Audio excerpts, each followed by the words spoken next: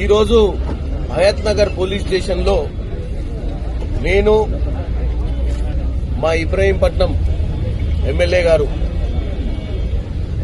మల్రెడ్డి రంగారెడ్డి గారు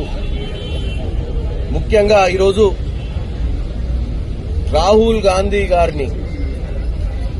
ఒక morphed photograph పెట్టి బీజేపీ గుజరాత్ అఫీషియల్ వెబ్సైట్ లా అంటే official Twitter handle X handle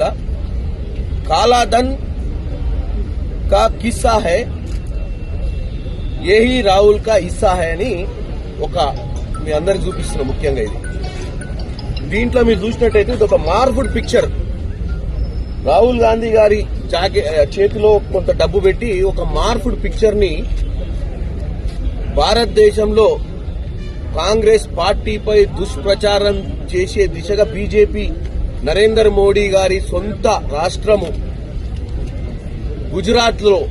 ఈ యొక్క కార్యక్రమాన్ని